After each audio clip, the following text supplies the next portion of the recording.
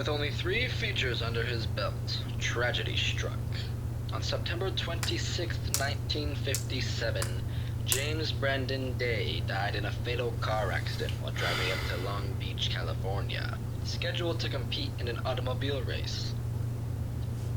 His death was not a lonely one, as the passenger with him, German mechanic Elias Weber, died from his wounds in the hospital shortly after the accident.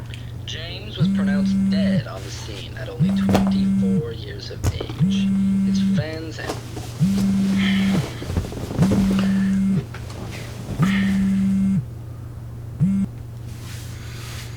Hey man, what's up? Hey, how's it going? You busy? Yeah. Oh, good. Hey, how's your research going? I just finished up my first draft. Terrible. I'm on my 6th documentary of the guy, and I just can't find anything fresh to bring the story. I feel like everything there is to know about him is already out there. I'm stuck. I hit a wall. Sounds like you should have chosen a better subject. I know.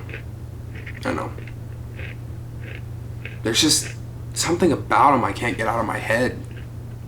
He fascinates me. This nostalgia trend's a bitch. Tell me about it. I can't keep writing articles like this. They're gonna fire me. Probably. At least you still got the weekend, though. Yeah. Just figured I'd give you a call and see how you were doing. Sounds like you just wanted to call me to make yourself feel better. Maybe. I'll talk to you later, buddy. Good luck. Yeah.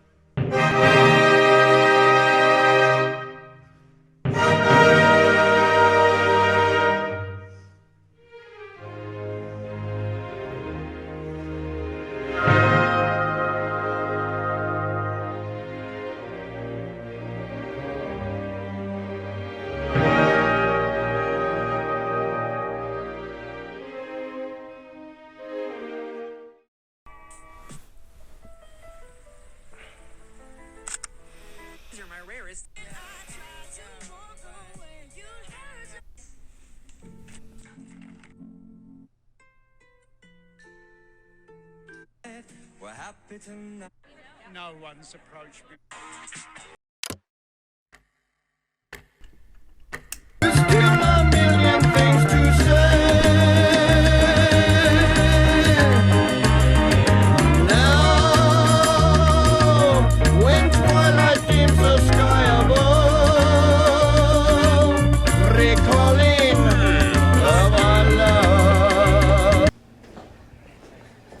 The seat taken? I understand you have some questions for me. Yeah, do you want a drink? It's a good start. What you're having looks good. What's the matter? I got something on my face? No, it's... I just can't tell if this is real or not. Who cares? Run with it. The bread is hot. But you're dead. What about it? We all die.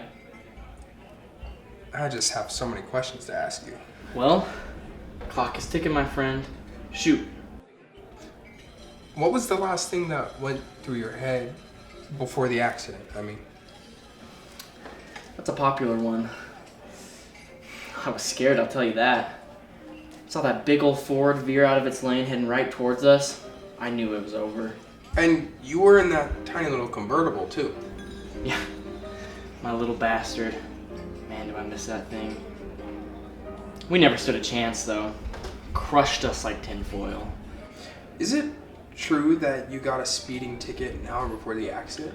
Yep, by a cop on a motorcycle, too. You know, everybody's always in such a hurry to get where they're going till they ain't got anywhere to go at all. How fast were you going before you got the ticket? About 75 and a 65, nothing fancy. It makes you think, had you not gotten pulled over, had you been going a little slower or a little... Yeah, I've done this dance before. Had I stopped to tie my shoe, had I brushed my teeth that much longer, had I not gotten a bite to eat at Millie's that morning, I'd still be down there. Not that I want to, anyway. What do you mean? You'll realize this one day, but being dead, it ain't so bad. My whole life, I was always so torn on what I felt and what I believed. Here, everything is truth. Down there, I don't know who I was. Here, it's different. But don't you ever think about what you missed out on? Like, the movies you could have made, the impact you could have had. Imagine if you would have lived through the 70s, the movies you could have made. Woulda, coulda, shoulda. That's the thing, my friend. I was only here to make the 3 movies. Never anything more, never anything less. But doesn't the potential of what could have been drive you nuts? Maybe at first, but what's the use in playing that game? It just wasn't in my cards. But only 3 movies. Buddy, only 3? I'm lucky I gotta do 1. People in this business know that they're lucky to get what they got. The fact that I struck gold 3 times, fine by me. But you were just beginning, and then that was that. You said it yourself. That was that. An old buddy of mine once said, "It's better to receive all things in life with simplicity." You know, Rashi, I saw him up here once. How much money did you have before the accident? What a silly question. Just curious. 112,000 with some change. Not that it matters now. How so? That's a lot of money. That's the issue with the world, my friend. Everybody is so obsessed with this primitive green stuff. Think any of that matters here? Do you think I miss my 112,000? Well, I don't. That makes me sick. You know, if half of you would spend as much time caring about another person as much as you care about making a buck, the world would be a better place. Sounds to me like you've never pinched pennies. I was actually homeless for a short while, as a matter of fact. Didn't have 2 pennies to pinch. That's what them article writers and gossip columnists don't talk about. When I hitched from Kansas to California, all I had with me was the clothes on my back. Nobody cared about me until I stepped in front of that camera. You know, I've seen what money does to people up close. It ain't cute. And it sure as hell ain't worth all the damage. If I could leave you with one thing tonight, my friend, it would be to not get so caught up in all the no-good stuff in the world. Tell your mother you love her. Give your woman a hug. That's all I ask. It's easy, too. It's all too short to live a life of regret. I don't mean to preach, but I just wish somebody was around to tell me this before it was too late. It's hard making peace with regrets.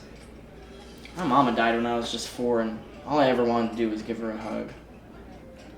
Speaking of regrets, there were some rumors of you being involved with other people. What do you mean? Well, from what I've heard, you and Dorothy McKenzie... Call her Kay. She hated the name Dorothy. It was her grandma's name, and she hated her grandma. So are the rumors true? Well, sure they were true. We wanted to get married, but her damn Catholic parents wouldn't accept somebody who wasn't also Catholic. So she went and found herself a good Catholic man that they would approve of. Tom Stanworth, right? Yeah, him. You got a woman at home? Yeah, Do you like her? of course I do. Is she pretty? Yeah, I'll show you a picture, Jim. Can't find my phone. Aw, man. Damn it, I can't find my phone. What a shame. Do you two get along pretty good? Yeah, What's the matter? I thought you liked questions. I like asking questions. I don't really like being asked them myself. I'm sensing some trouble in paradise, my friend. No, Let me guess. You devote all your time to everything except her, especially work, and she hates that, right? Jimmy. I mean, my friend. It's a cliche as old as I am. How many movies have been made about this exact thing? Now what you need to do is... Tell me about Henry Hudson. Low blow, my friend. What do you want to know about him? Well, I've heard stories of you and him being pretty close. Same with Matthew Cassidy. Always a bit more than that, right? Any truth to it? Well, I mean, I never intended to live life with one hand tied behind my back, if that's what you mean. I looked up to Henry. He was my hero. Professionally, personally, financially, I wanted to be just like him. You know, just one time I crashed a mini Taylor party because I heard Henry would be there. I wore a leather biker outfit just like he wore in Streetcar because I thought he'd be wearing the same thing, but he was wearing a suit. He tricked me. He got a kick out of it though. You know, some days I'd be his friend and some days I was just nothing more than a flea on his back. I'd wait on the street outside of his apartment some nights, just hoping that he'd invite me in. Usually all I got was a condescending glance through the window. Some nights he'd invite me in. Some nights he'd take me out for a drink, and some nights we'd stay up till dawn. But unfortunately I was nothing more than a convenient flea on his back, there to entertain him when he was bored.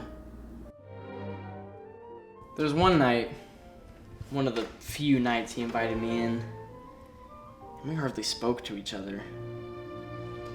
He just kept staring at me and lighting cigarette after cigarette, but never finished any of them. He would smoke like a chimney. Boy, oh boy, did he love to smoke, but never to the end. It was very strange. I knew something was on his mind, and I'd ask him a question, but he would just answer with silence. Eventually he gave me this stare, this scary, hungry stare. And I could tell he'd finally decided to do something about the ideas he had. He came close to me and raised his cigarette to my chest and pushed the burning end into my bare skin. And he liked it. I knew he did. I looked him in the eye and I could tell that he liked it.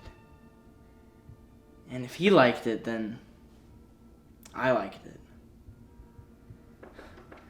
By the end of the night, I had about 10 or 11 cigarette burns all over. What happened then? Did you and him ever... You know, people will forget what you said to them, what you did, but they'll never forget how you made them feel. A good conversation is better than sex, and a good friend is better than any drug on this planet. That's all I'll say.